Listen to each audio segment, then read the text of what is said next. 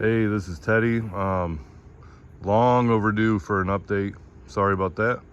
Been a busy summer. Today is September 13th, and it's supposed to be high summer here in Tennessee, but we've had some colder weather. Not that it's affected anything in the garden really. Maybe slowed down some of the sables a little bit, but now we're finally back to summer again with 90s in the forecast.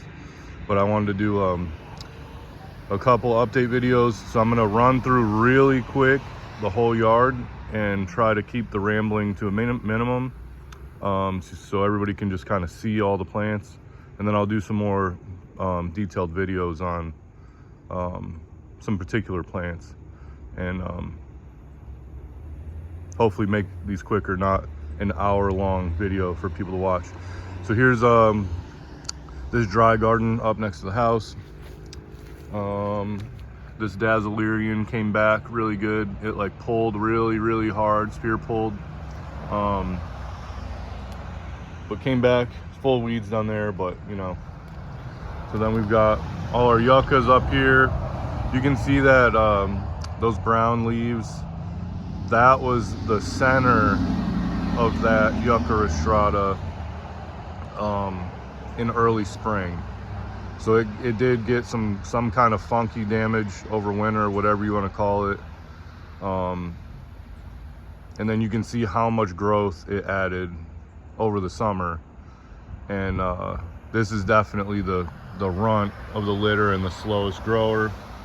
Yucca recurvifolia, I pulled a good pup off of that, and it's down in the greenhouse. Yucca gloriosa green form, which is really rare. Everybody's got the variegated ones, looking good. This is I bought as Yucca rigida, and there's another bigger one down in the yard. So a Yucca expert of mine, friend of mine in Texas, is like, no way, this is not rigida. So he thinks it's a Yucca pallida crossed with something else, which makes sense because of the leaves. It's kind of disheartening to me because it's not what I bought it as, but you know. Here's Yucca filamentosa. This one I really don't like. It grows really well. There's lots of new heads that come on it.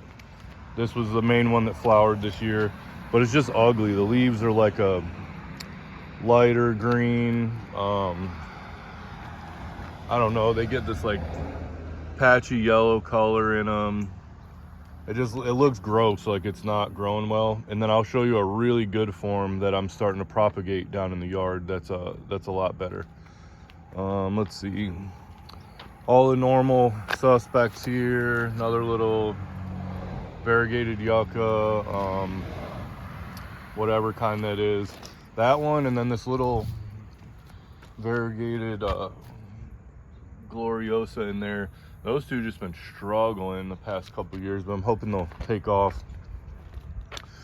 Yeah, this is a weird form of Cylindropuntia imbricata. It doesn't grow like the other one does, and it grows like really weird growth at weird times. Like, shouldn't have this new growth right now. It's just kind of uncharacteristic, and it looked like it was just looking really crappy. More new growth. Yeah, this is just like the timing's different, so that tells me that these are from different areas, and they're slightly different form than this other one I'll show you down in the yard. So grows fine, but like it looks kind of like in the spring it's really sulky. Almost looks like it's gonna die, like yellowish, and then I don't know, came back, looks great. Just weird, just interesting. Another shot of that. You can see how much growth they put out. This one maybe not a foot yet per season, but coming up on it. But the bigger ones down there will do a foot for sure. So my lovely wife definitely came through and weeded all this lately, so everything looks a lot better. So there's an interesting one. That's a yucca, yucca, damn it, agave Tormeyana bella. That one is definitely proven to be cold hardy here. If you guys want something weird to try. There's one I planted this year, yucca Thomsoniana by Rostrata. That one's really cool. Yucca Harmony is what I bought it as anyways. It looks like something different. It's a little bit bigger now. Yucca agave avatifolia. This one's starting to look like it has those characteristic rippled leaves now. This one and that one both. These are definitely one that I highly recommend if you're in even 6B. So we're in 7A, changed to 7B now. But you know, we've had some cold winters lately, and these just do really, really well. All desert plants, high and dry. You can throw a pot over them and keep the moisture off if you have like a weird winter event, but they'll do really, really well for you if you take care of them. Agave Havartiana back there, that one's kind of doing its thing. Little what do you call it? Like a dwarf Mugo pine. Other little weird stuff in here. There's a agave Perii Wachensis that I planted this year. Dazzlerian Wheeleri. So the Dazzlerian up the hill, that one is Leophyllum, and I've wanted Wheeleri for a bunch of years, so finally got a few. I got this one, another one I'll show you. Opuntia Dark Knight. I've got another one down the hill too. I really like the color on it. Cylindropuntia Snow Leopard. This bed used to be full of like all kinds of hens and chicks and other little sedums and stuff. We've been really, really dry this year, which is like even too dry for some of the succulent stuff. There's agave Utahensis, still growing, tons of pups. Everybody said it wouldn't grow anywhere east of the Mississippi, but here it is. It's been in the ground for like 4 years. Yeah. The other avatifolia, just like literally stunning, and for colder areas, they're a big agave that, you know, will make a statement in your yard. Here, let me back up and you can see like all the little stuff I highlighted from far back. You can't see, but you can see those agaves. They stand out big time. Here's all these little Florida sable miners. These are like supposedly from Wakulla County, and they've definitely got a dwarfing nature to them. I would say these are like a semi-dwarf. Tons of seeds on them. There's just seed stalks everywhere, all over the dang yard at the moment, and down further. But yeah, these are all the Wakulla dwarfs. So it's cool to see everything in different seasons. Let's see, here's Yucca Elafolia. This one flowered this year, and then, you know, the leaves started looking really crappy. Threw some more fertilizer on it, watered it a bunch, and now it's growing a new head, which is great. I'm very happy about that. Far back against the wall, that's my God, my brain's not working today. Hardy. It's a Dunstan Citramello. It's like a cross between, no, not Citramello, Dunstan Hardy Grapefruit. It's a cross between like Trifolate, the Super Hardy Flying Dragon Orange, and a grapefruit. And that's supposedly good in zone 7. So we're in zone 7. I got in a protected spot. We're gonna give her a shot and see. Let's see, let me climb in here. Back here further, I had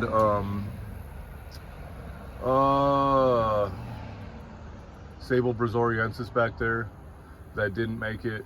So I planted a really huge form of Sable Louisiana back there. So we'll see what she does. This guy,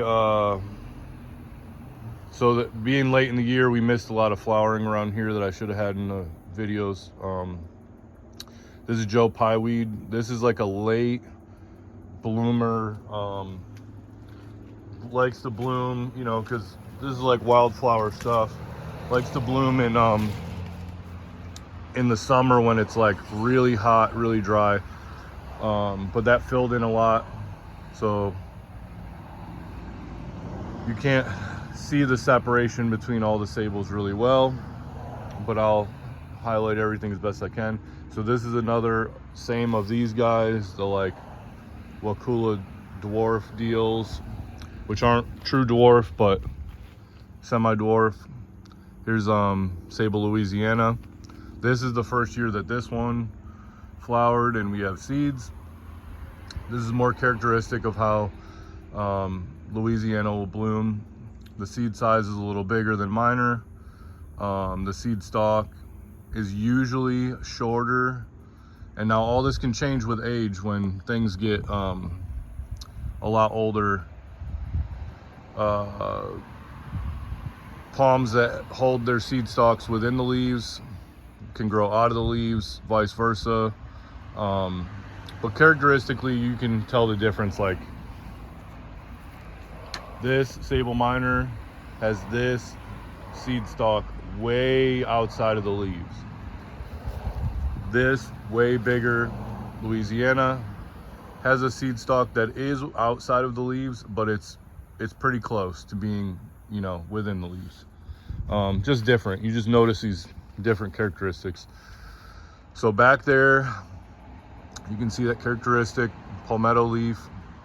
Like I said, it being crowded, I need to do a video update of that, and we'll be able to see it like closer to winter time. But that thing has really taken off this year.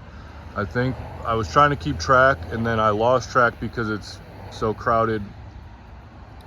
But I'm pretty sure we're on our 6th big leaf right now that it's pushing out. Really big, really good growth. I was trying to explain to some people, so I stood behind that and it's over my head now when I stand on the ground behind it. And I'm 6'2", so it's probably getting close to 7 feet tall. So anywhere where people can really grow palmettos, this is like, why are you rambling about a palmetto? This is nothing special. Well, here in zone 7, they are special. And everybody in colder areas wants to grow palmettos, so I'll highlight it a little bit. This is 3 years. Yeah, this is its like 3rd or 4th summer from like a small, like a half-gallon size, just strap leaves that I planted it as. And it is now this big, back against the wall right here behind those seed stalks. That's my biggest Sable Birmingham. That's been in the ground for 11 or 12 years from a 3-gallon. So the reason I'm making this distinction is so people understand how fast things grow. If you want a Sable that will really pick up the pace and look like something pretty quick, This would be more cold hardy, right? Sable Birmingham, everybody knows. This is like 5-year-old from seed and in zone 7 where they do not grow as fast, but just blew this thing out of the water as far as growth rates. So everybody can understand. I'm doing what I said I wasn't going to do and rambling, so I'm trying to speed it up here. Here's Sable Miner McCurtain back there. A lot of my sables had scale this year, so I've been treating them. That one got it the worst.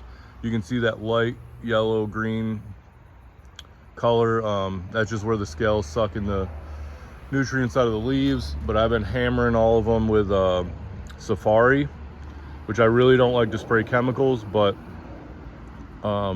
you time it and wait until after all the bees have hit the flowers on the seed stalks, and then you just go in and spray the leaves, and you'll know when you got it because the scale will just be dry and flake off and not wet. Like when they're wet, when you like pick them off with your finger or brush them off, that's like the juice from the leaves, so that means they're still alive and actually sucking the juice out of the leaves. When everything's dry, then you know you got it.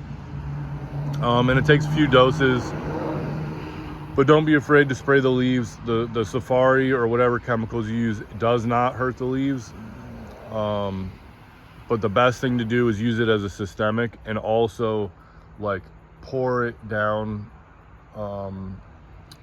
into, like, you know, the soil right around the plant, and let it sit for a day and then come back and water it.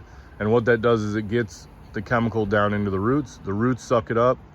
That disperses the chemical into the leaves, and then anything that you know, is sucking on the leaves like that is gonna die instantly, and then that prevents you from having, you know, an outbreak. But scale is a bad thing you can get on sables, and you got to be careful. There's Yucca gloriosa variegata. So this is what I was saying. This is more common. You can get these at Lowe's. You can find them around, even more common online. The green form up the hill, really nobody's got. I got that from Plant Delights, the green one up the hill. When it starts having pups and hopefully flowering and putting out seeds, I'll start producing that and getting that around. Big Opuntia, I had to hack this one back really bad this year because Opuntias get scale as well, and I think this originally had scale, and this is how the sables got it. So we've been really dry, like I said. We've been hitting everything with the sprinkler and watering. These little spireas still going, putting some flowers out, so we like it. This big tall lanky guy is Texas Red Star Hibiscus. There's no real flowers out today. There's a closed up one. That one might be open later today when the sun comes out. But they're really cool, pretty addition. So here we can see different view of that Birmingham. So it looks smaller in the other picture, but that's because this bed is tiered down and it's lower than the other one. So if we get in here, it's really weedy, but you can see it's building up a good base. It's not a small plant by any means, but this has gotten hurt and defoliated when we went to negative temperatures. And but that palmetto, it just grows so fast. The Birmingham, I think it's put out maybe 3.5 leaves this year, whereas like the palmetto's on like 6, and it's still pushing out new ones. So we might get 7 before we really shut her down. We'll see. There's Sable Louisiana. I really love that. That's an old one. That Sable Louisiana got planted the same time that Birmingham did right there. You can see a big base on it. This had scale really bad. Really affected its growth a lot. because you're just sucking nutrients out of the plant. But we've knocked her out now, so this should recover. And this has done this before. This has had leaves like just looking ridiculous. It's held 10, 12 leaves on it 2 years ago, and now it's got what, 1, 2, maybe it has 6 leaves. Yeah, half of it on there now, so it looks a little smaller, but it'll rebound next year. Sun's gonna hurt us here. I'll get some different views. This is a biggest needle palm. This is from a 1 gallon in 2013, and it's massive now. Again, sorry about the sun. I was trying to get out here early and do this video before the sun got in our way. But so where it's planted, up to that bottom 2x8 or whatever it is, yeah 2x8 on the bottom of the deck, is 7 feet. So now it's well above that. We're probably, I don't know, we'll call it 8 feet just to be safe. But how wide it is, it's got to be 12 feet wide, because, you know, we'll say, all right, it's 8 feet wide here, but this thing's just, it's hard to really grasp until you're in front of it and you look around it. So this way, this is, you're getting 12, 13 feet wide, because it's just pouring under the deck in there now. So I've seen a lot of different varieties of needle palms in person, in different people's gardens, and people say, oh my God, this is, you know, 20-year-old needle palm, and it's half the size of this one. Sometimes even smaller than that. This one, for whatever reason, is just super vigorous, got super big. I like it where it is, and I don't mind it. But it will take up a serious footprint if it likes where it's at and you fertilize it, water it, and treat it right. This thing is just massive. So the idea here was like, this is a little pathway to walk back, and again, there's weeds, but there's like stepping stones under here. So now this Spiraea is, you know, pouring into the path, and so is the needle palm. You gotta kind of squeeze your way in here, and then here's the needle palm and the Louisiana touching. So you gotta push your way back through here. But I really like it. I like it big and full, and I personally like to have to kind of push the palm fronds away as you're walking through. It gives you the jungly vibes. So I haven't done under the deck much to give some different views. That's the only windmill I've got in the ground now. That's a Wagnerianus. I think it's just done one winter. Yeah, this last winter was the first one. So it should start picking up the pace a lot the next couple years. But these are kind of the under the deck views. You see this big needle palm, and it's so thick in there. It even without the camera, just with your eyes, like, it's just packed with trunks in every direction, and new ones come every year. Let's see, there's a Sable Etonia.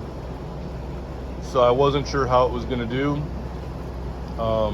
cold wise. A lot of people haven't experimented with them in cold areas. So it's under the deck here, and doesn't really get any rain at all, so I have to hand water it. But that's been in the ground for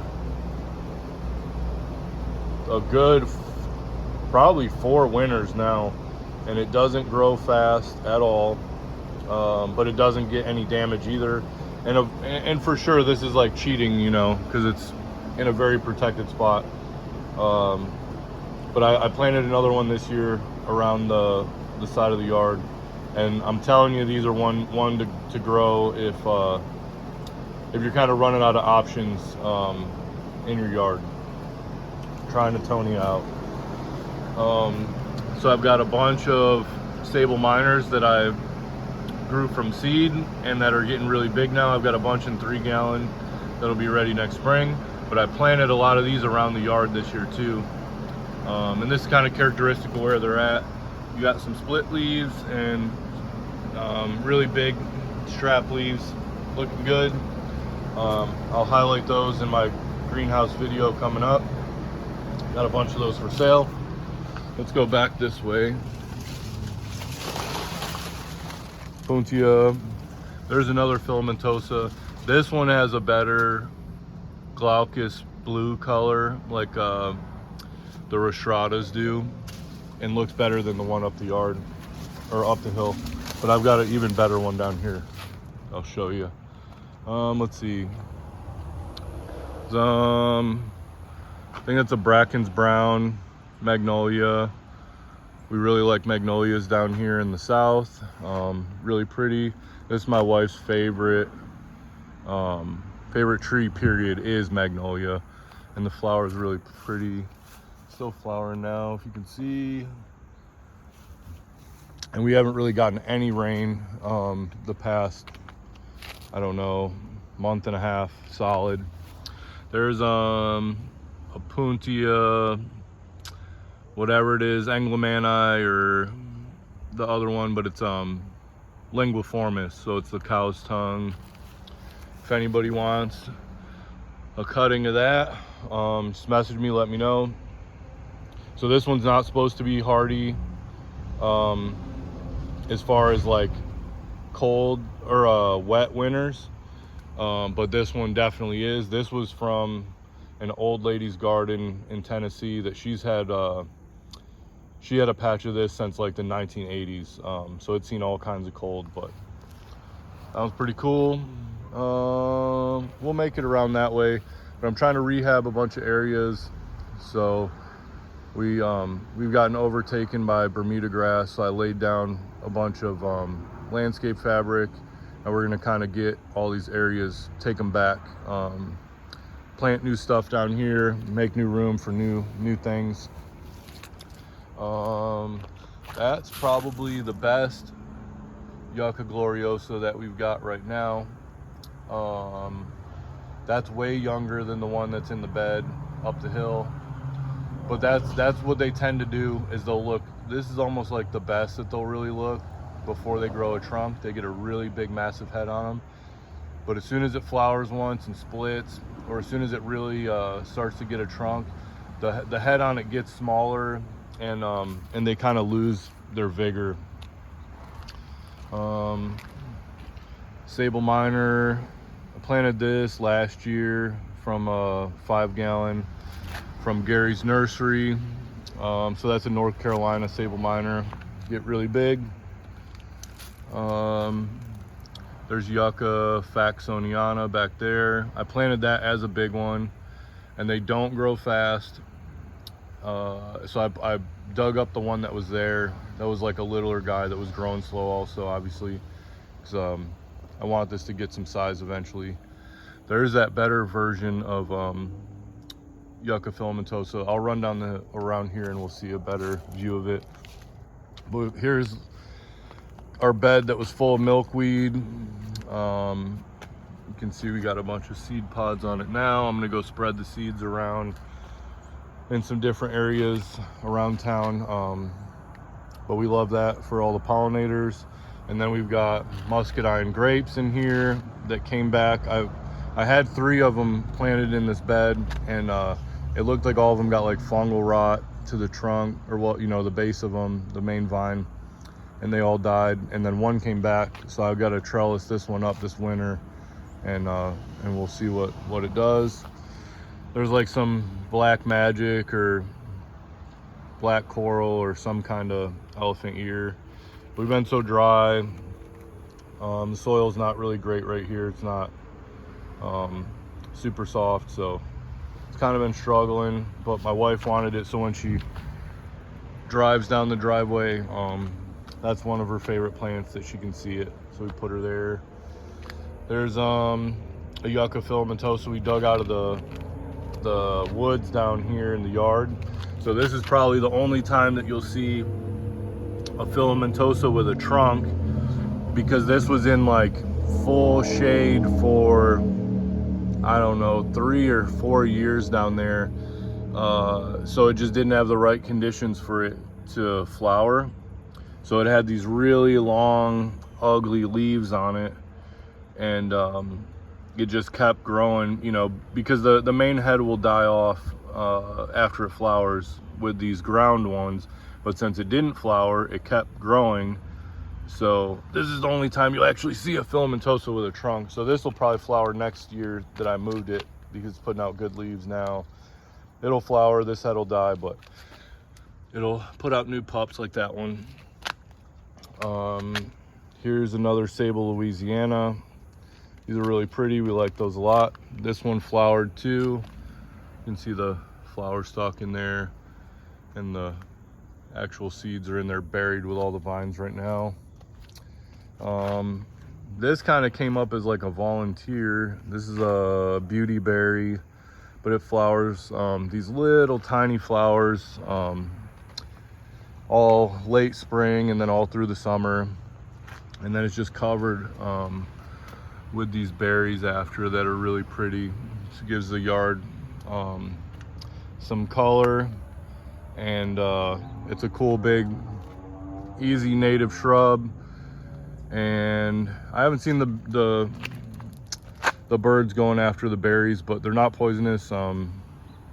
And I guess you can do some different stuff with the berries or whatever. But yeah, this, so here you can see this. This is, you can see the little flower pod right there. That's another hibiscus. So this came up with the hibiscus that I planted, and hibiscus is not holding its own, and the beauty berry said, I'm here to stay. So here it is. This is that same variety, that Wakula dwarf that's up the hill. So the other ones I planted from 3 gallon. This was a 7 gallon when I planted it. So it's still short. For it being old, this is probably man, has to be close to 20-year-old plant, like from seed, easily. And it's 3 feet tall. So this is where you get that kind of trunking or dwarfing nature from, and there's just different varieties. The McCurtain that's up the hill, it's 3 times as big as this and half as old. So different sable miners, different varieties, do different stuff.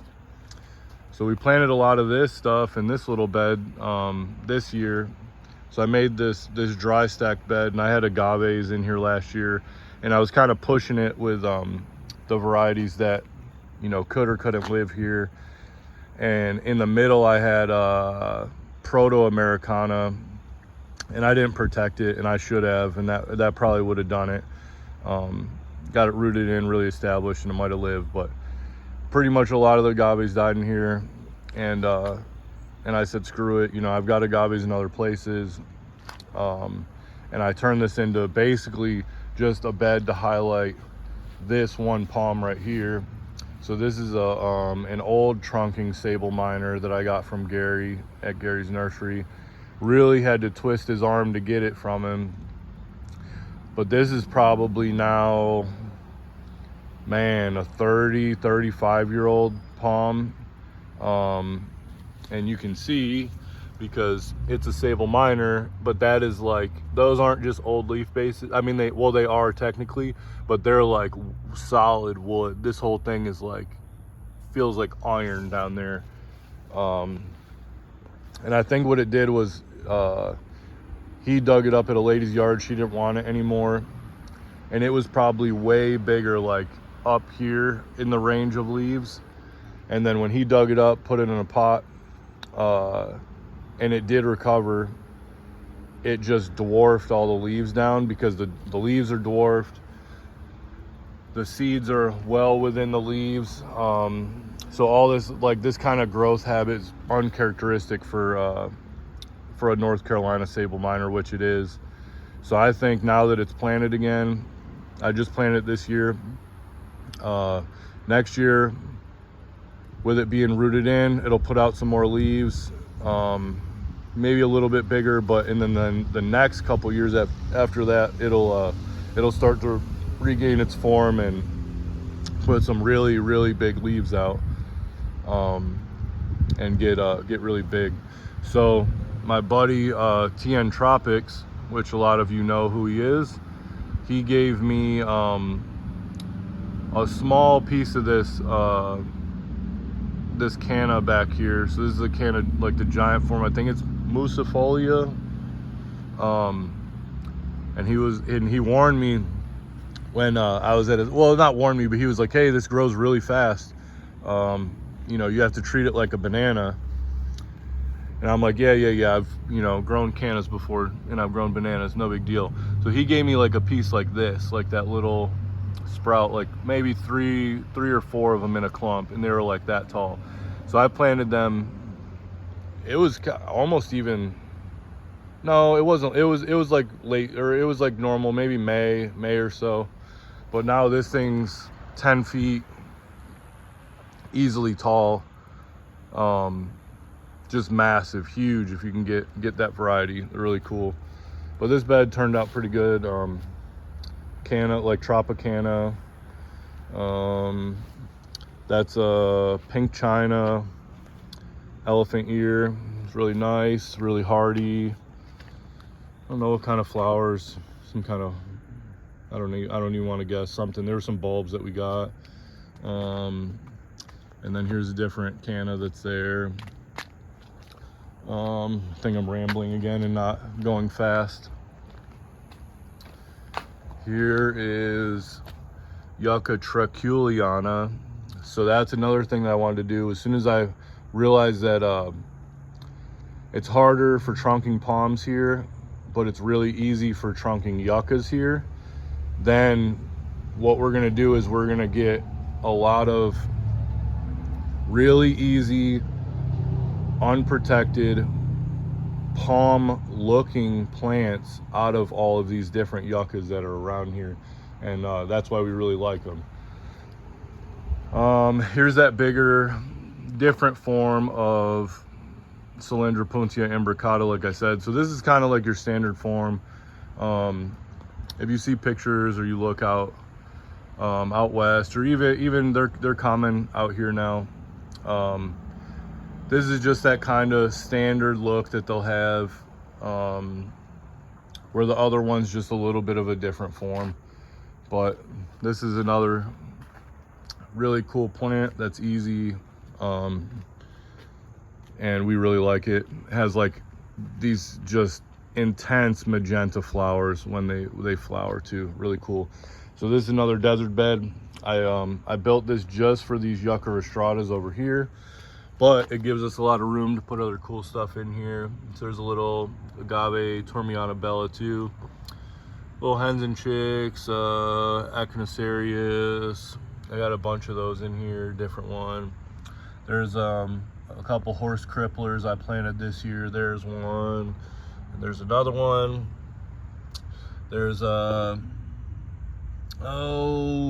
agave. It's a Utah hensis crossed with a Neo Mexicana. Now it's been really slow here, but it's got a lot of little pups that are growing all over the place. So I'm kind of actually excited for that if this bed kind of fills up with more pups. There's another one back there. There's some more too. They're hard to see because they're so small, but yeah, if they kind of take over this bed a little bit, I'll be happy with that. Another Echinacerius, another one. There's a bunch of different varieties of those that are all hardy. There's another Dazzlerian Wheelerai. There's Agave Perii that I planted this year. And then here's kind of the main stars of not even this bed, but kind of just my yard in general. This is what really catches people's eye when they pull down the driveway. Those are Yucca rostrata. There's 3 there. This one on the left is definitely the most vigorous of the bunch.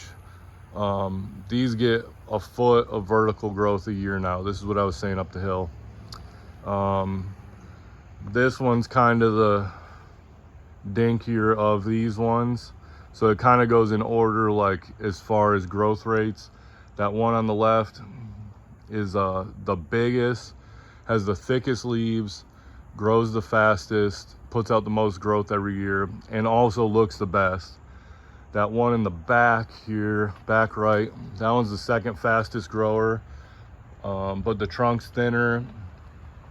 It has thinner leaves than the one on the left, and it just grows like longer instead of like more stout. And then this one is another really thinner trunked one, and it kind of gets these yellower looking leaves on it, kind of, I don't know, you could almost say sickly looking. So it probably goes that one, the one in the far back, the one up the hill that we looked at with the brown leaves, and then this one in fourth place. And these are all out of the same seed batch. So that's another thing which is really good to highlight. If you're getting plants and let's say you're stuck on this one because it's a really cool plant, you're like, oh my God, Teddy's got like a gorgeous Yucca rostrata, I need that in my yard. So you get a Yucca rostrata, not from seed, but you buy a plant, you plant it. There's chances that you're gonna get one that looks like this. There's chances you're gonna get one that looks like it does up the hill, that grows just slower than all of them. There's chances that you're gonna get a thin trunked, tall, still fast growing one, but that isn't stout and doesn't look like this one.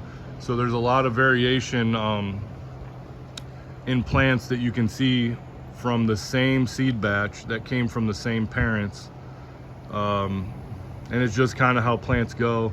So it's really cool when you plant multiples, you can see it in front of your face. So there's no argument of like, somebody's like, oh, maybe it's the soil, maybe it's the place I put it, maybe I'm not watering it enough, I'm not fertilizing it enough.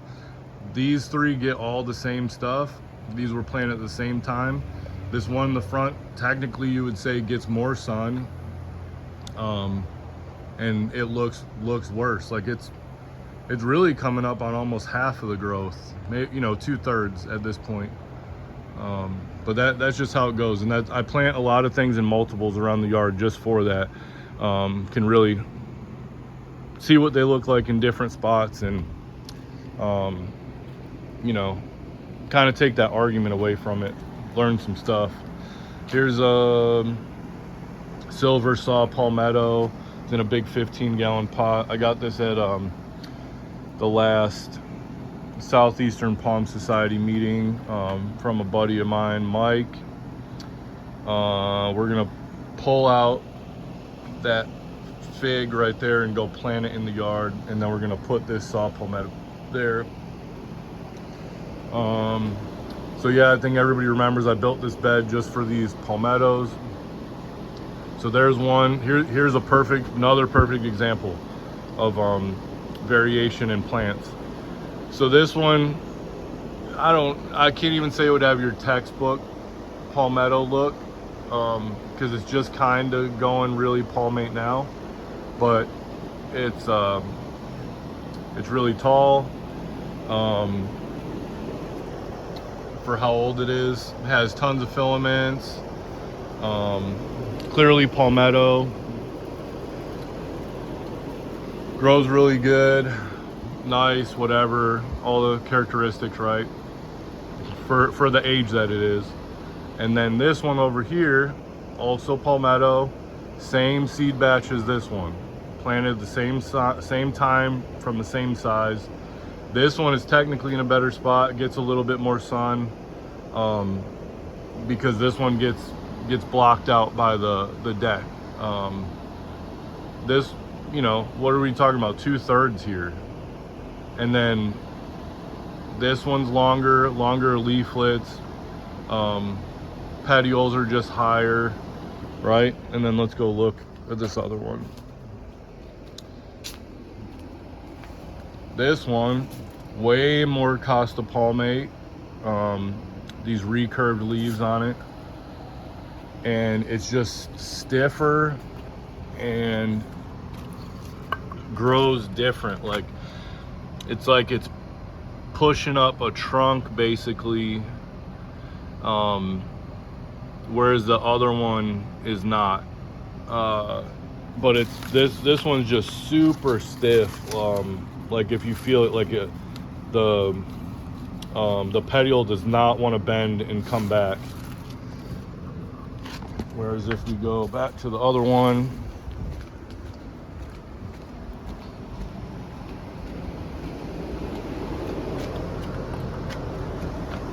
these ones, like, just, they're not weak, but you know, it's just different. Like if you feel it and you're in front of them and you look at them, they're just different. And then look here, so this one still has those like ligules, and you know, they're clearly the same plant, but there's definitely variation. This one does not push, it's not pushing up like that trunk look like the other one is. This one's closer to the ground still, but again, this is just that variation that I'm trying to tell you. Like, if you plant one plant and you expect it to look like another plant that you saw somewhere, there's really good chances that it won't. And these are from the same seed batch, same plant, same age, and they just look different. You know, the stuff you notice when you plant a lot of plants. This is another bed. This is like a shadier side of the house now, because I think this is like a Chinese privet, but I do like the form of it, so we've kept it. So these are out in the sun here. This is the Yucca Silver Anniversary, flowered this year for the first time, and then put out all these pups around it really vigorously. It's really good. Here's another palmetto. So if you go to Florida too, like we like to go to Panama City Beach, and I say that because we go to North Carolina, South Carolina, Georgia also. There's palmettos everywhere. But for some, you know, you go to different beach towns, and it just kind of stands out. Like for whatever reason, Panama City Beach, they don't clean up a lot of their palmettos, I would say. Like they've got a lot of like businesses that'll shut down. A lot of volunteers will just come up around the building, and it might be there, you know, we'll go one year, see them, go back the next year, a couple years later, and see them, and it'll just be a forest of palmettos. So you'll see there's a lot of palmettos, like a lot of thick palm growth down there. And you'll see a lot of different varieties. This is more, the reason why I'm saying that, this is more characteristic of kind of what you'll see. This one has just like these weepier leaves on it, like this, and just for this size, they have this like wind blown beach look that I really like. It does something inside of me of why I really like palms and palmettos specifically. So like you can see where this one has these like less stiff leaflets, and then even on both of these are way more stiff, but this one in particular, like really stiff though, and holds its form really well. But yeah, we got a lot of palmettos planted. We like them. Here's Sable Mexicana. This gets fully, you know, burnt to the ground if it's not protected, but comes back. It's got a different, you know, form than palmetto. Still really hardy. You know, here 7B technically now probably. This really needs 8A. But you know, we like different forms. We'll grow them all. Here's a different hibiscus. This is a white version of that like red star around the corner. different elephant ears. It's really dry again. Everything's kind of struggling. There was a pink china here too. It's just burnt to the ground. It's been so dry. And we've been watering. We've been have the sprinkler just kind of go around now. Set the sprinkler over here, let it water, you know, 2-3 hours, move it to a different spot. And then over the course of 3-4 days, kind of hit the whole yard around here up by the house, come back. Like today I got to start it again on this bed because we haven't had any rain. It's just like ridiculously dry here. Here you can see, so we've got like red clay, but the ground's just cracked. Like it's like a damn old cowboy movie. Really dry. Sable Miner from Gary's Nursery a few years ago. This is actually a double. There's 2 there. Same Sable Miner. I think this was in a 3-gallon and this was in a 1-gallon when we planted them. Let's see. That is the other Sable Atonia that I told you I planted. Put in a protected spot though, right against the house there. But it'll do good. No need for protection. Where it's at. Ooh, almost fell. There's a different view of the palmetto. Different stuff in here. Like all kinds of different perennials, flowering plants. Azaleas that we really like. There's one there and one there. Those flower like crazy. I think I had a palmetto here last year that didn't make it, and this is a Sable Louisiana again. So I made this kind of mental promise to myself that if I start losing a lot of more delicate palms, that I'll plant a hardier palm in their spot. So this is me doing that. This is like still a really protected spot. But we put a palm that I could plant out in the yard, no problem there, just because we do get really cold winters here. And let's say something comes through and kills like a lot of the palmetto, like palmetto's gone, Mexicana's gone. For sure we'll have these 2 Sable Miners here, and then for sure we'll have this Louisiana here, no problem. So what this is you building the backbone of your cold hardy palm garden. You want to make sure, no matter what, that in the worst winters for your zone, for your area, that you're going to have palms that are going to live, and not only are going to live, but are going to have green leaves in the spring, so that, you know, in the summer they're going to grow, and you're going to have a palmy landscape no matter how bad the winter is. So after you set up that backbone, then you can plant other stuff that is questionable for your area, you know. But if these die, we still have palms all over the yard, and cool plants. So what that does is it takes the anxiety away from you, because I remember planting, putting palms in the ground when I first started doing it, and other cool plants. And you at least for me, maybe it's different for other people, but for me, and I know it is the same for some other people, you spent money on it. You can't even buy a lot of this stuff in your area, so you've got to go online, get it. Sometimes, you know, you're really delicate with it for a season or so, fertilize it, water it, you're taking care of all these plants before you even plant them. You know where you want it to go, and then you get it in the ground, looks really good, grows all summer, get a bad winter, smokes it the first year. And it can be like heartbreaking, because you've got this idea of what you want your yard to look like.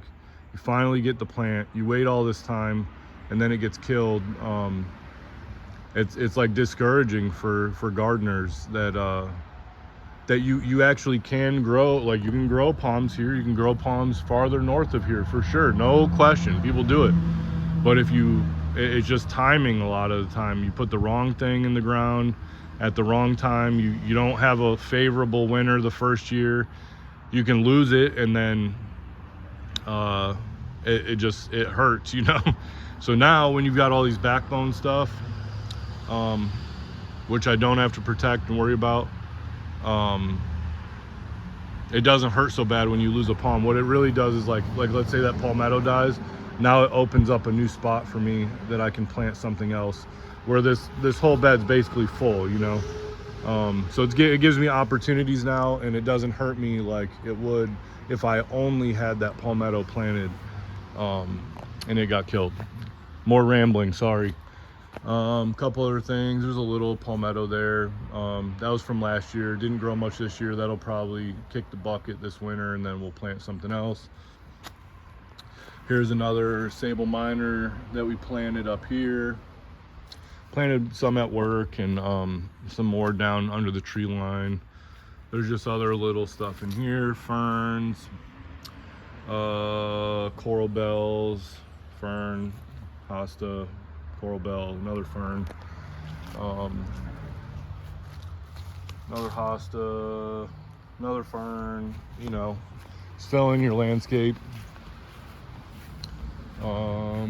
This is a desert bed that did I plant this? Maybe I planted this year, yeah. Full of Bermuda grass, you know, I got to dig it out and pull it. Yucca elata, little variegated yucca. This is that other Opuntia Dark Night. That looks really cool. This will just be solid purple in the wintertime.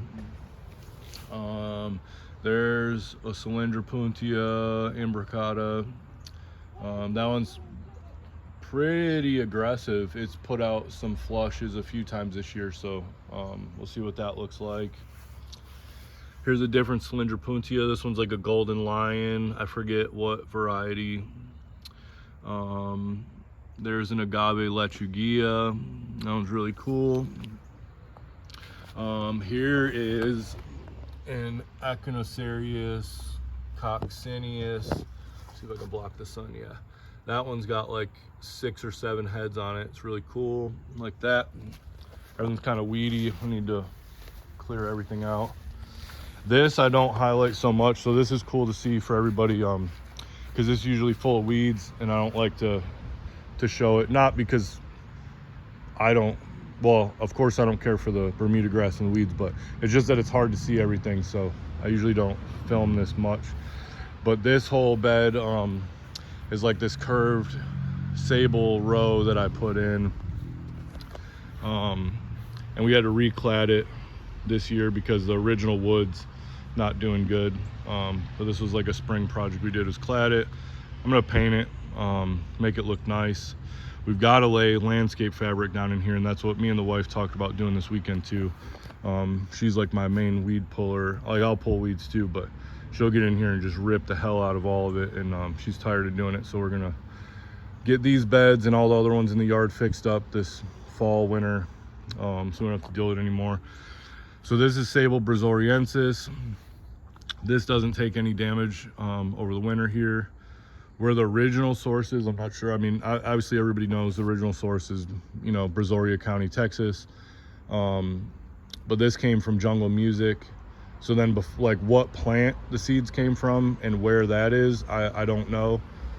But again, this is one that you want to grow.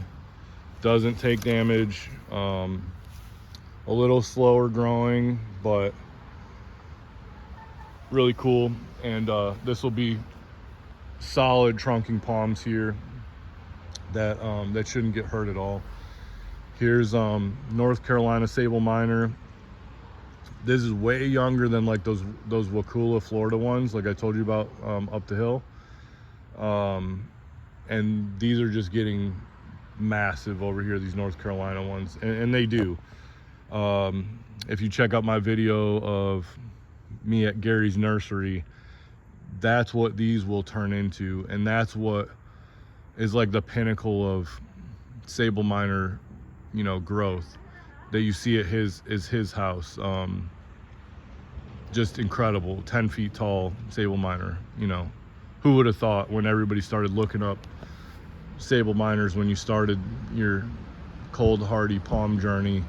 Everybody thinks, oh, this is Sable Miner, this is the size of it, like right here that you're looking at. No way. This is this is a tiny tyke compared to those ones. This is another Sable Brazoriensis. I got this from Gary. You can see it's got a good base built up, and a lot of them have fallen off too that are just rained around here. It had more of a base, but I planted this last year from a 15 gallon, and last year it took some damage for sure over the winter. And this had scale like ridiculously bad, like almost some of the new leaves were almost completely covered in white.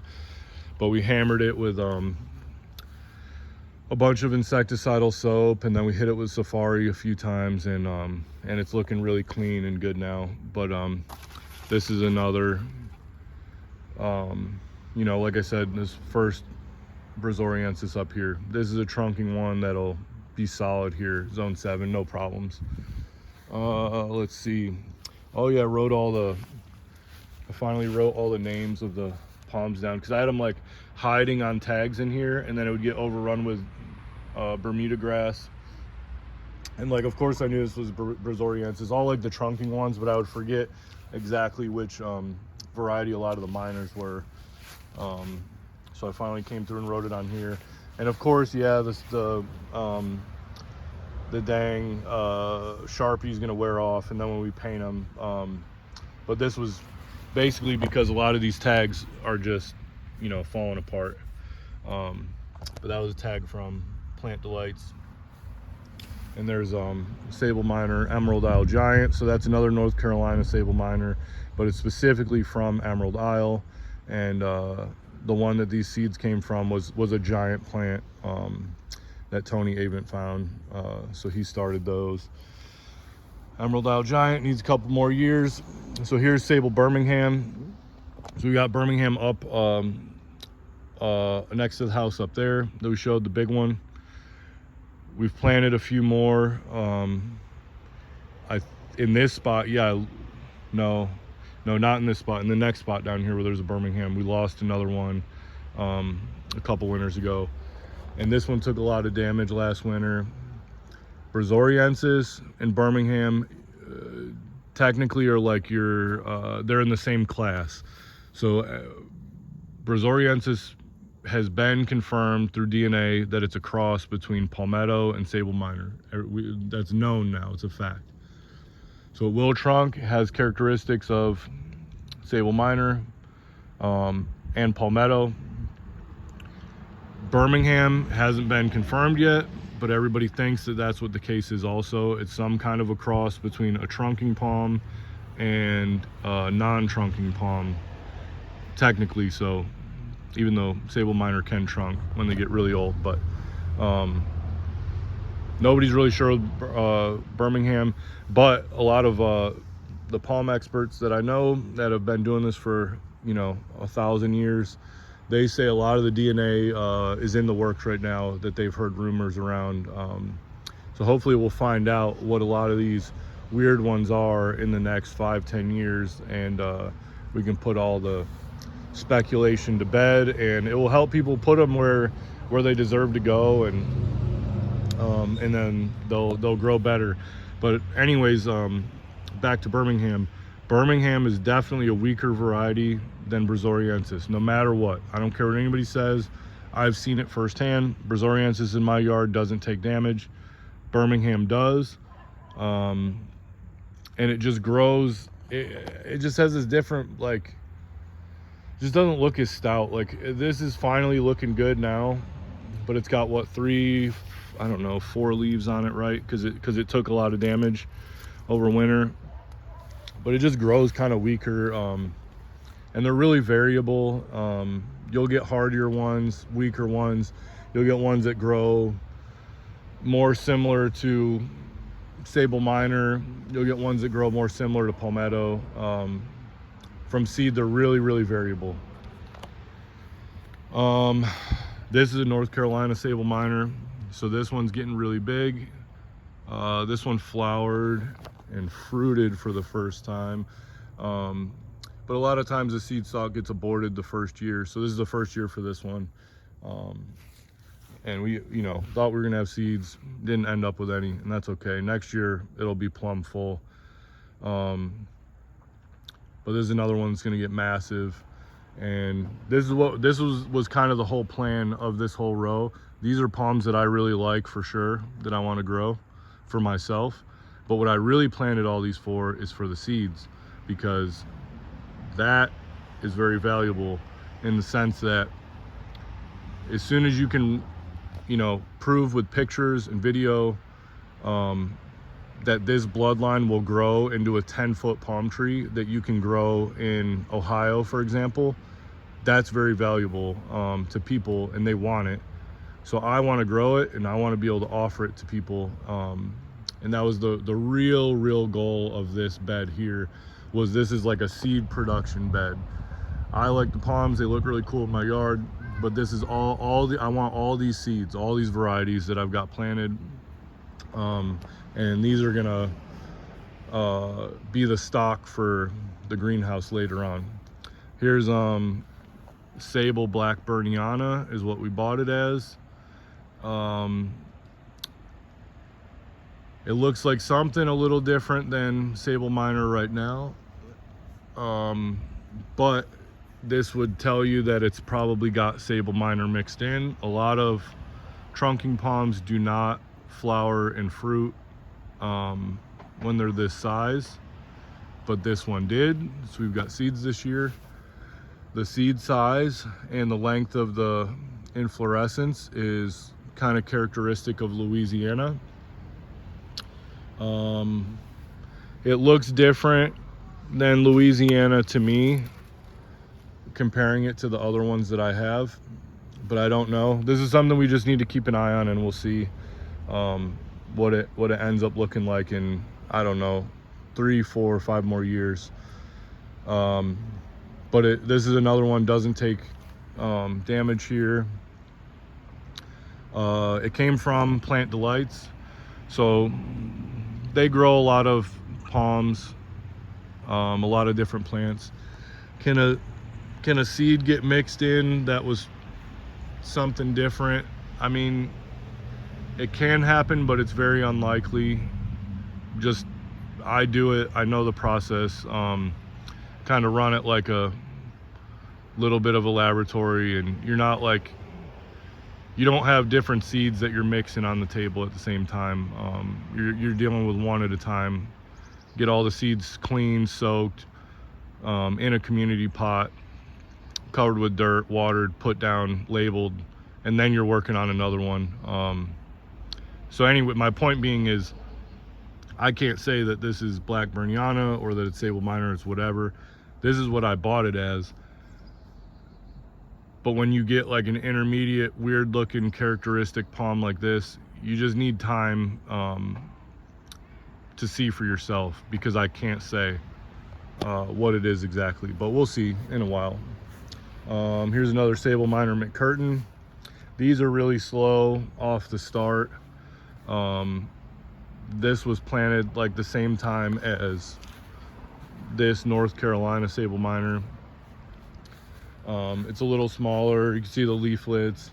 It's got like this recurve to the leaflets, which is really pretty, but the leaflets are thinner, and they have a different growth habit to them. When you start looking at different, hey, here's this Sable Minor, here's this Sable Minor, you can start to notice differences. Whereas like if somebody has one in their yard and then you go to somebody else's yard, or you see someone somewhere else or online, it's hard to tell the difference. But when you got a lot, you can start to make out some differences in between them. But yeah, we get seeds from the McCurtain up the hill over there. I like McCurtain, and they get really big, also bigger than people think. The one at Plant Delights that I saw that first blew my mind, after we planted ours up the hill, a couple years later, we went to Plant Delights for the first time, walked around, and they have one that's like incredible, like 9 feet tall overhead, got a trunk forming, really beautiful. And that's the thing, another thing that people tend to forget is, like, if I post a picture of this on the internet, right, Sable Minor McCurtain, or like the one that I've got up the hill, Sable Minor, North Carolina. They're like, this is arguably big right now for somebody that doesn't have any palms in the ground, or they have just strap leaf palms, or, you know, they're trying to start a palm garden. Like, oh my God, look at the palm leaves on it. That looks cool. What that does though, is that kind of sets it in their brain like, this is a big mature plant, and it's just not. This is still a juvenile, and that's what people need to remember, is that all this, given 10-15 more years, is going to be a lot bigger. Here's another Sable Birmingham. So this is kind of characteristic of the other one right up here, which these might not be a super winter hardy type, but we'll see. We're just going to give them time. But this one took some winter damage. So it's kind of just got, you know, what has it got? 4 leaves, the same as the other one. This one was a little bigger, big healer on it, and you can see all the spent fronds. But just takes a lot of cold damage. So I don't know. Keep giving them a shot. I want to have, you know, big Birminghams here. Here's another North Carolina Sable Minor. This is from the same seed batch as the bigger one, the bigger 2 up the hill. And this one's just more of a runt. Got shorter leaves, you know, like from tip to base, but the leaflets are wider. So it's cool, it looks nice, but it's just not as big as the other one. That variation from seed again that we were talking about. Here's another Brazoriensis back here. Just got that more characteristic upright look that they do. Doesn't take any damage. This was a brother or sister or whatever, however you want to say, same seed batch as the first one up there, from Jungle Music. I bought 2, and that's what I really like to do, is always plant 2 of a palm if you're going to do it. Put them in different areas, put them in different conditions. One more protected spot, one not protected as much. These are same condition here, but the reason is just funky stuff can happen, you know. One can die, and then you just, you know, if you plant one dies, guess what? Now you have 0.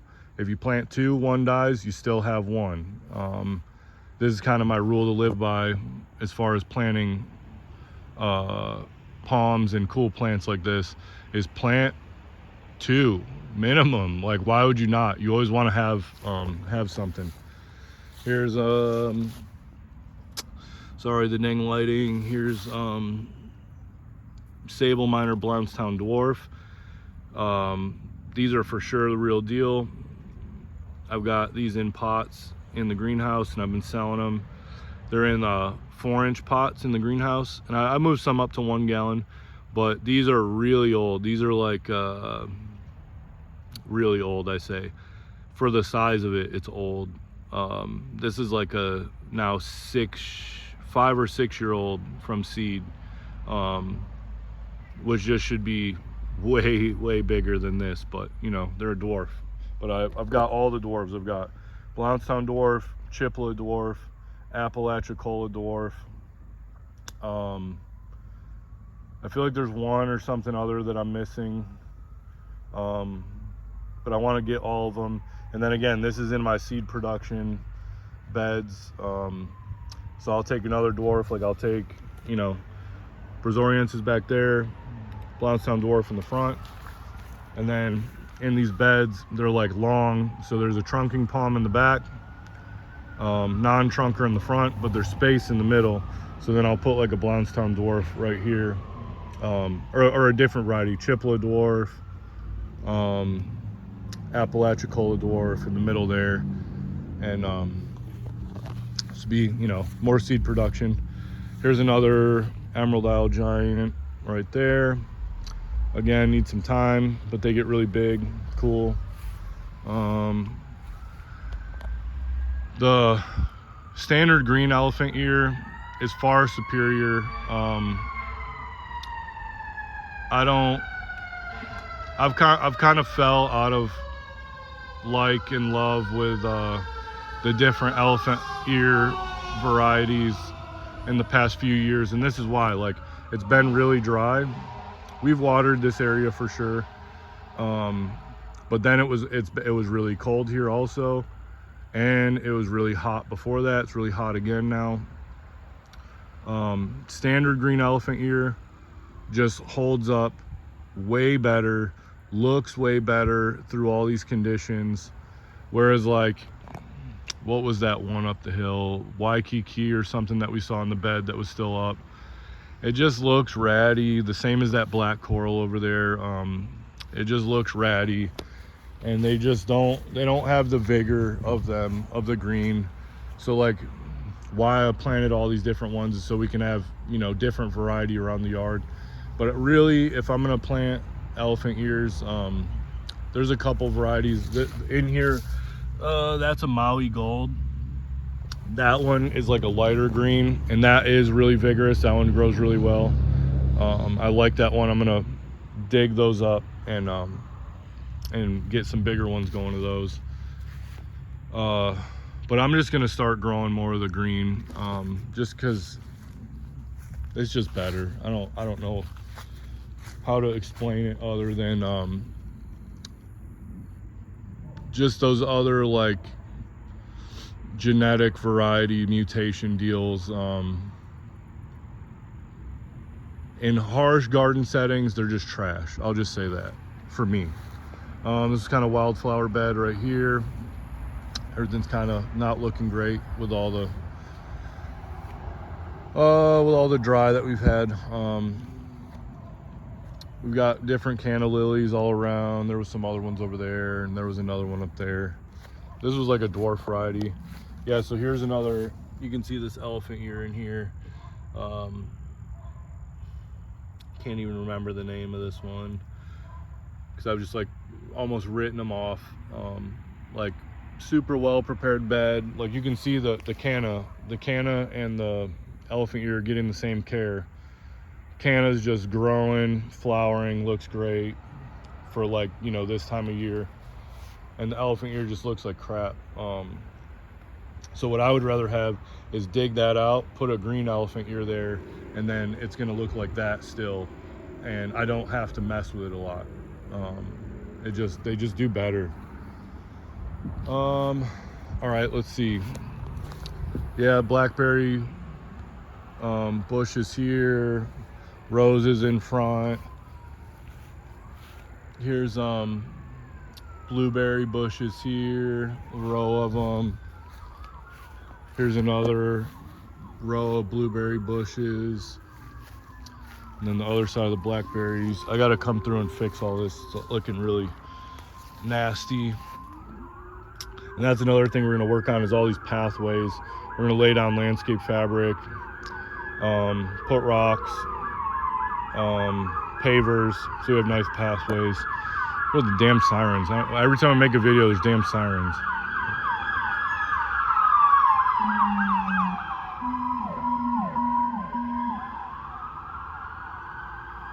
All right, sorry. Yeah, another cool one. Here's our second biggest needle palm over here. So this has kind of a different form. This is like what I would say people would plant and have a needle palm this size, and this isn't small, but it's nowhere near as big as that one up there. But people would post pictures on the internet, take videos of this. Oh my God, my needle palm, blah blah blah. But this is not that up there. That up there is something different. That's a monster up there. This is still cool. Like, we like it, no doubt about it. This one though, for whatever reason, is the one that we get seeds off of. Whereas the one up there, we haven't gotten any seeds. So I think they're distinctly male or female. But yeah, you can see all these developed seeds. So we're gonna harvest those and start a community pot and grow them. We like to do it. We did it once before. We got needle palm seedlings from our own plant. To note, needle palms from seed are just tough. They don't grow like sables. So out of that whole bunch, like let's just say there's 50 there, clean them all, put them all in a community pot. Maybe, I don't know, 5 or 6 would come up. Wait more, take those 5 or 6 out, you know, reset the seed, the rest of the seeds in there, keep them moist, keep them warm. Maybe 1 or 2 will come up in a couple months later. God damn, seeds bad, no good. Throw it out. Like I've done this before. Start another seed batch. Like buy needle palm seeds. I want tons because I want to produce them. I want to have them in the greenhouse and sell them. Start another community pot. Same thing. 100 seeds this time. Maybe 5, 6, 10 will come up. Get those out, pot them up, reset all the seeds. Now we've got 90 in there. And of course, you're not going to get 100% germination out of really anything other than some sables. Sables will get close, 90, 95 and above percent. But anyways, needle palm. So then you'll reset. Now you got 90 seeds in there. Wait. Same good conditions, like great for palm seed germination. Like before, I'd have them in my bedroom on a heat mat, moist soil, with the top covered with a bag, like you're making a greenhouse basically. Perfect conditions. Or even in the greenhouse now, and then you'll have a few more sprout. Damn it, what's going on? Like, and it's just, they're just not great growers from seed. And historically, like everybody said, there was like some super mammal, like a big ground sloth or something, that would eat the seeds, digest them, get the, you know, the fruit off of them, excrete them, and that was the way that the seeds got spread around, like, you know, way, you know, back when nobody really knows if that's the truth. But that was the way that the seeds got dispersed before, and maybe that's what they need. You know, there's some kind of chemical reaction that happens that helps germination. Who knows? Here's some other stuff. So built that bed, and then this is like a lower bed that I built at the same time. Agave Neo Mexicana, planted that this year. Yucca Gloriosa Variegata, that one's from last year, but that one's really nice. So this is another thing of, holy crap, you got a lot of these. You got 1, 2, 3, 4 of this same plant. Well, these all will put pups off, and then under the leaves we'll pull the pups out, pot them, and we can put them for sale and then spread them around. Everybody can have these. Here's a super big hardy hibiscus. My wife really likes dark leaved plants. Like she really loves this this canna because it has that dark purple mixed with the green, and then obviously the stems. And then this is kind of the same with this hibiscus. Like it just has, you know, this purple color to it. And then the leaves, or the flowers, are really deep. There's none that are really out now, but you can see, you know, like these are gonna produce flowers still, and these flower for a long time. There's more here, and they look ratty. We had some, you know, we get Japanese beetles here really bad. Tears up the leaves, but the color's just beautiful, like this deep, like blood red. It's really pretty. We really like it though. But anyways, hardy hibiscus, we've got a few around the yard. These kind of varieties, this would be where, like, the elephant ears, like I said, I feel like the varieties that people have bred don't grow as well.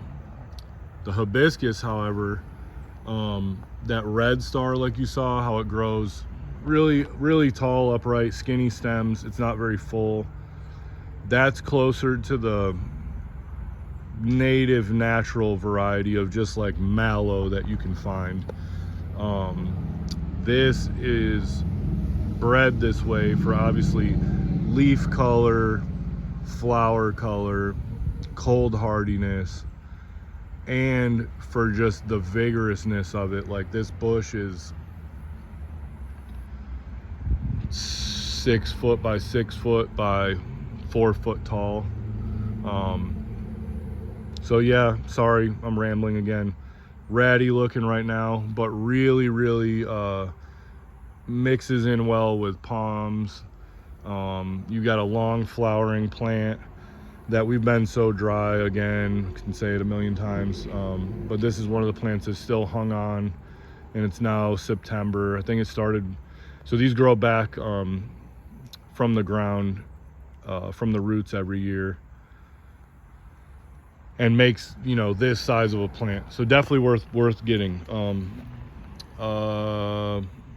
Yucca, what is it? Oh my goodness, too many plant varieties.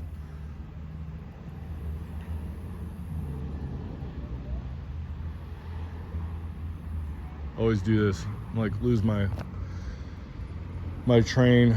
Like parviflora, what is it? I can't remember. Red yucca though, but these flower for a long time. Desert plant, hummingbirds come and hit them, and then we take these seed pods from all our yuccas and take the seeds out and grow them as well. I've got some of these from this plant in the greenhouse. I need to start some more, but we did a lot more desert type plants in here. Like there's a sedum, not a desert plant, but hardy gardenia, penstemon, some other kind of sedum. Here's that bigger that I bought as Yucca rigida, but this one's it flowered two years ago and then grew a bunch of heads in its place. So it's got 3 right here in the front and then 1 bigger one in the back now, but it's got 4 heads on it, and it's starting to push up, so we'll see. It's gonna have some kind of a trunk and look pretty cool. You can see all the spent milkweed. There's some that are still look okay. Here's a different variety of yucca. My friend gave this to me from East Tennessee. He got it from Texas, and it grows a trunk. When it gets to like 9-10 feet tall, it topples over. So we'll see what it does here. Hardy ginger, looking ratty now, of course, but flowered, comes back from the ground every year. Here's another Thomsoniana by Rostrata cross. I planted this year, so I bought it at almost this size. Like these were the leaves that were on it when we bought it. These are all the new leaves now. This one looks okay. It doesn't look as good as the one up the hill, so we'll see how this first winter goes, but it should be fine.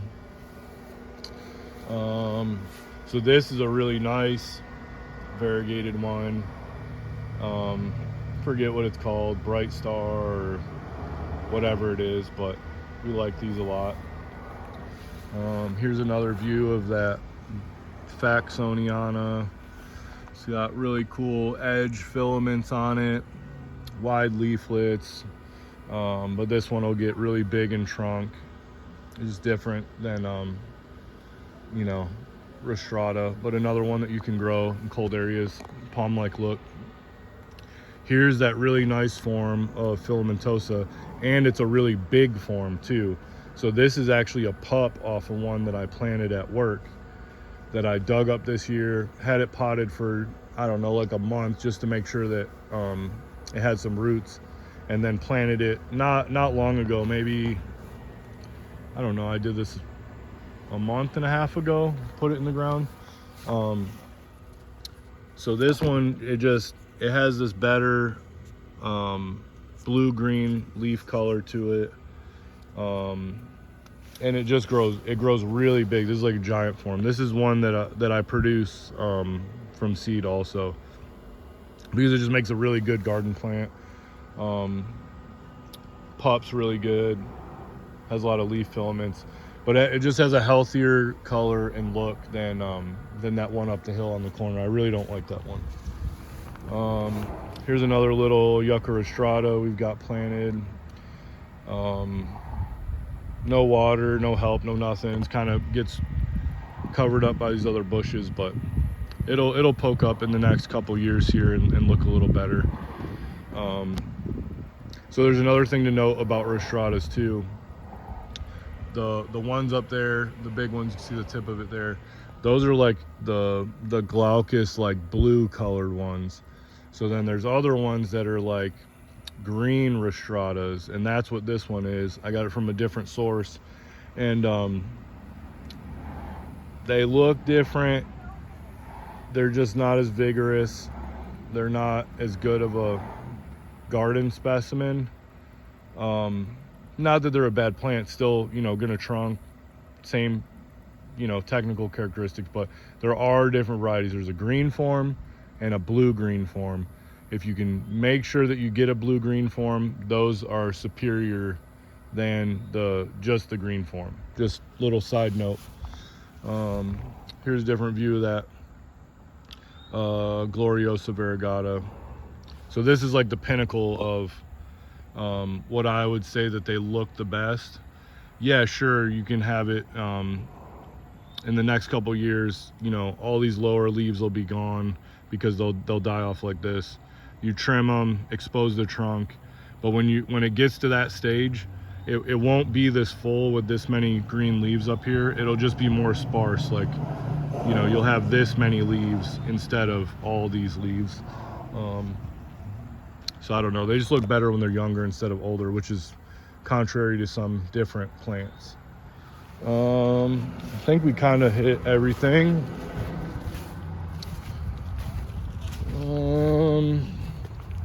I guess we can run over here really quick if anybody's still watching and you make it to the end of the video. So this is where I kept saying before, I planted a lot more Sable Minors in the yard. So our yard goes back really far. We've got a full acre. So the problem is when it's really dry, like up here, you know, all greenhouse, all this landscaping around the house, everything we can hit with the sprinkler, because we don't have any drip irrigation. We hit all this with a sprinkler. It's easy, hand water, no problem. But when we start getting down, like even to where the bananas are, stretch the hose out really far. It's just a pain in the ass, like, to give water to everything. And then like way down further in the yard, like we've got palms around the big pine tree there. I've just got to lug, you know, watering cans down to give them some water. It's just a pain in the ass. So we've got stuff planted down here in the yard, but it just isn't. We need to start planting stuff that I don't have to water. We'll put it that way. It's a pain in the ass when we get like dry weather like we've got right now. But over here, there's a whole row of maple trees that were here when we moved in. We planted Sable Minors under all of them. So there's a bunch here. So we try to do like 3 under each. There's another one. This is where like water blows out from the neighbor's yard. So there technically would have been a third, but we'll let the water blow out. I'm gonna dig the rest of the dirt out where it's high. Just put rocks and let it be like a wash drain for water from their yard. But what we're gonna do is, like, this is built up in the middle a little bit. We're gonna get rid of all these like sticks and stuff. And I use that just to form and hold these beds. But we're gonna landscape fabric over all this when all these like weeds really die out in the late fall, early winter. Landscape fabric over this, mulch over it, and then it'll give better presentation. It'll look better. We'll get rid of all these weeds, obviously, and we can highlight these palms a little bit better, and it'll give room to like plant other stuff. There's room in the middle, we could plant different stuff. different sable miner. Here's another one. That one's pretty good size. And then there's another one. So there's this whole row will be filled in with sable miners eventually. We really like it. Here's this can happen. We get a lot of stuff that comes up in our compost pile. So this looked like dead. This is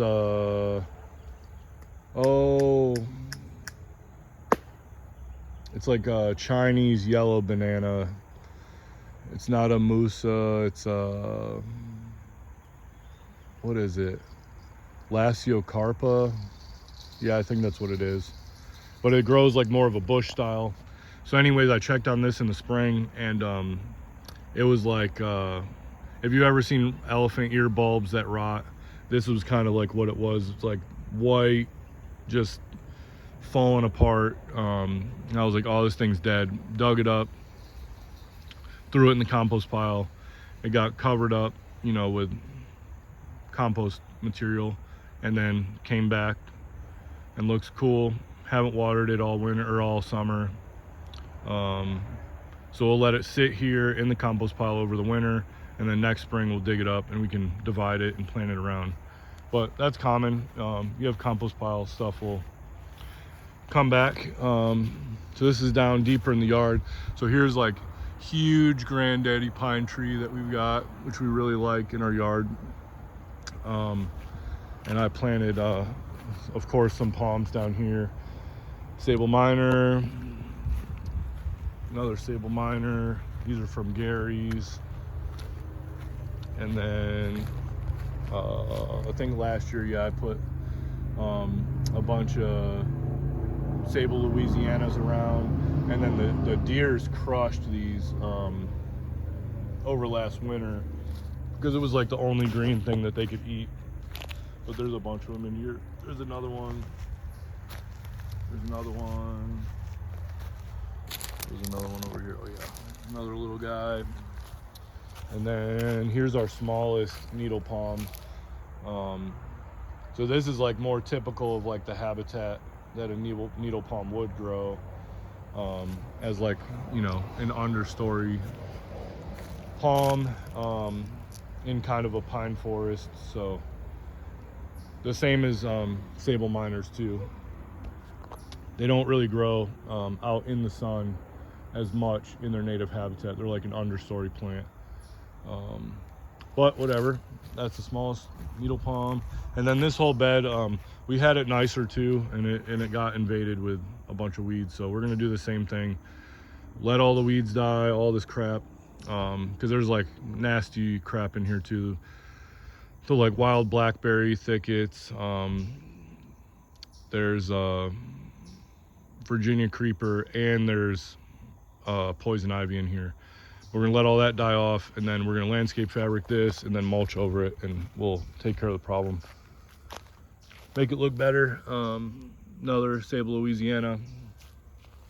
So eventually we'll have, you know, all these palms built up around here. Look really cool.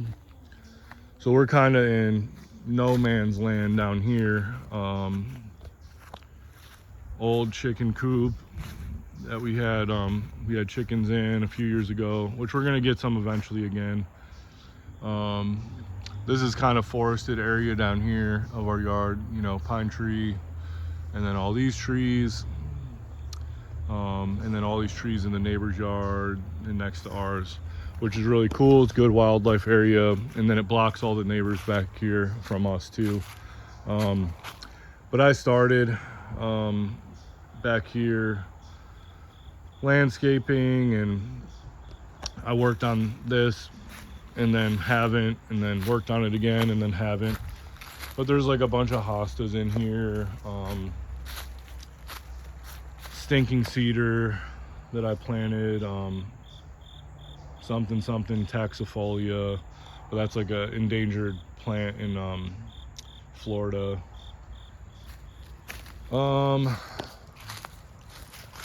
Bunch of seedlings that come up that are planted every year, but it's just so dry. Like they're like holding on, but then they're not. So I don't know. We'll see any of that. But this is another area that we need to kind of flatten out, get mulched really well, and then we can kind of use it for different stuff. Put some different plants in here. Here's a sable miner. This was planted the same time as the ones under the pine tree. This is net. I think I've watered this once since it's been planted, twice maybe. But this is in shade like this, dark shade all year round, because it's right on the north side of this fence, and there's, you know, canopy of trees, but it's still hanging on. We'll see what it does. There's Magnolia Cocoa is the variety. I planted that, I don't know, 4 years ago or something, but it's pretty big now. Oh yeah, you see the moon right there past the top of the plant, top of the tree. It's probably, I don't know, 15, 16 feet tall. But this variety, the leaves are, you know, it's more mature size, but they don't have that that really brown backing that the, like, your standard grandifolia has, or your like Bracken's Brown Beauty. But this is a really good beautiful tree also. And it's, again, Magnolia is my wife's favorite, so we planted this one.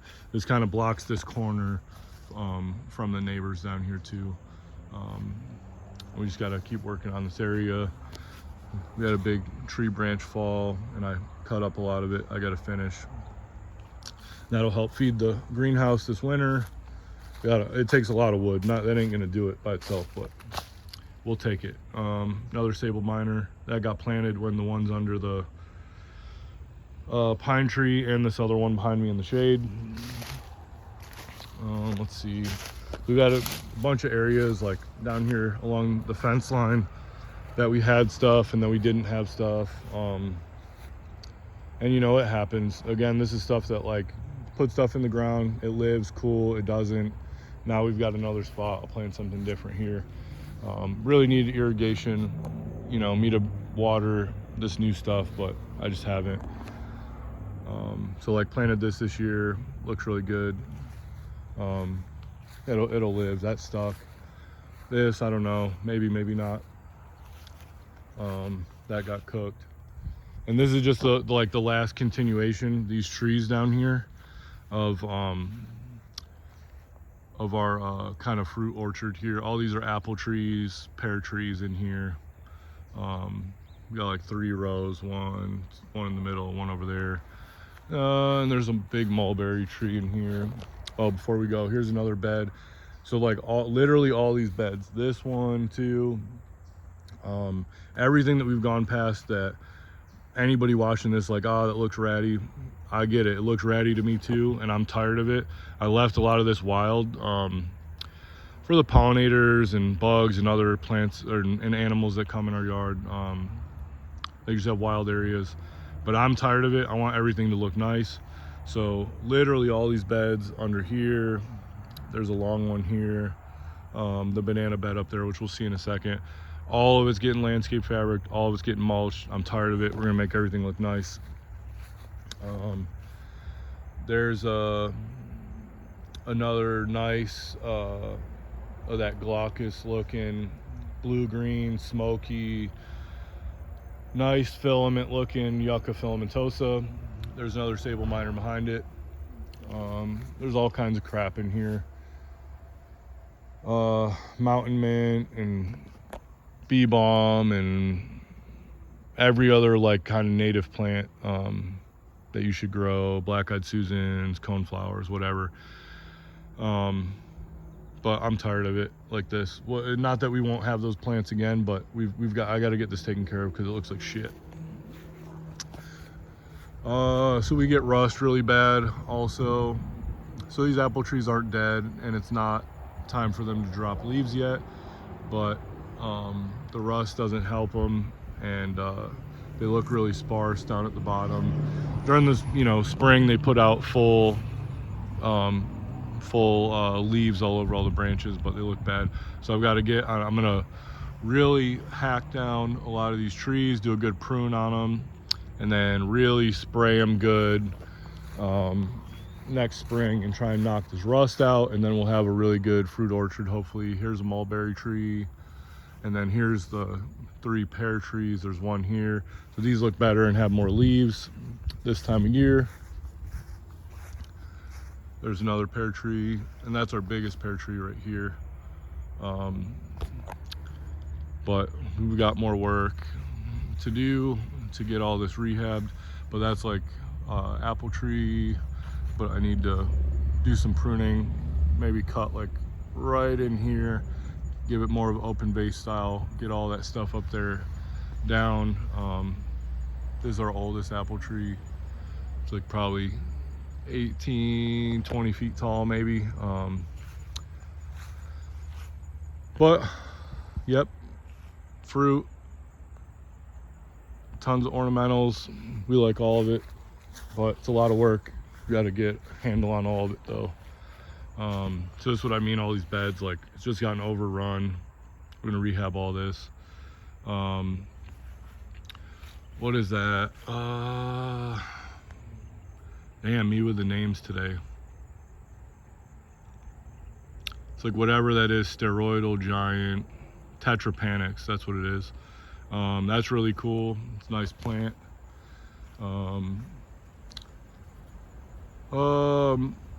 Musa bastiu, again, you can see the water. It probably didn't help this at all this year, but I trimmed some of the leaves lately and kind of gave a little room in here for everything.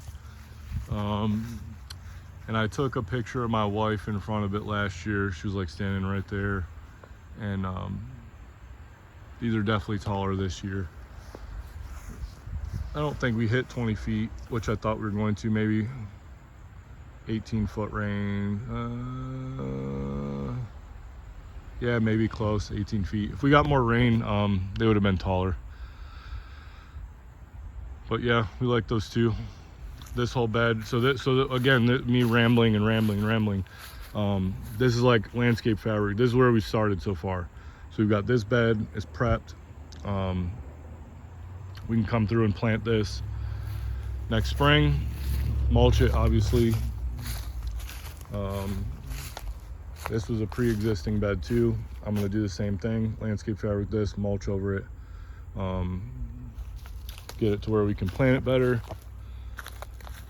And then this is below, obviously I showed this before, but landscape fabric all this, and then all this was landscape fabric already, where I can put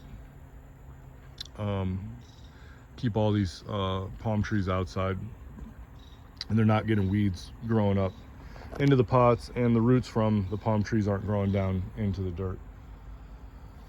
That's about it. I'll show all this other stuff down here on my greenhouse video. Sorry for all the rambling. Hope you got to see some cool stuff, and thanks for watching.